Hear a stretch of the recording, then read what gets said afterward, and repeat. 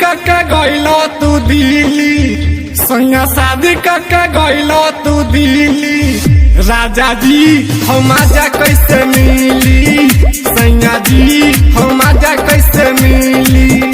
सैया शादी करके गइलो तू दिल्ली, सैया शादी करके गइलो तू दिल्ली। राजा जी हम आजा कैसे मिली, सैया जी हम आजा कैसे मिली।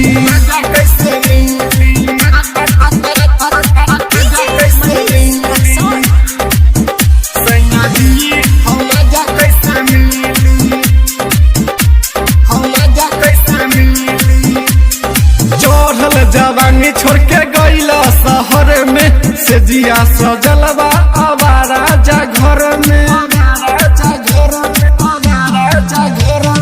चढ़ल जवानी छोड़ के गइला शहर में, से जिया सजलवा आवारा जा घर में।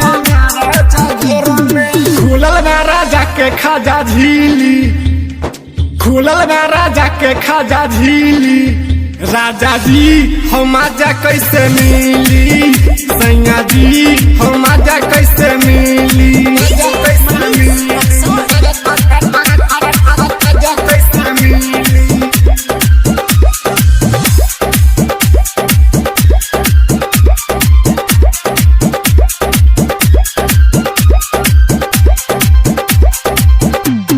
जब जब सोचिला सखी से कहिला, कबो नहीं भइल सैया संग खेला। जब जब सोचिला सखी से कहिला, कबो नहीं भइल सैया संग खेला। रतिया में तकिया लेके जीली, रतिया में तकिया लेके जीली। राजा जी हम आजा कैसे मिली, सैया जी हम आजा कैसे मिली।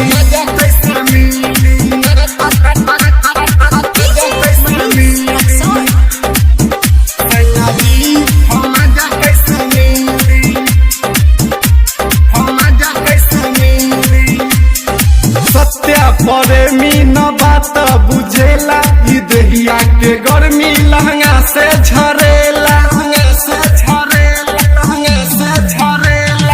सत्या प्रेमी न बात बुझेला, ई देहिया के गर्मी लहंगा से झरेला।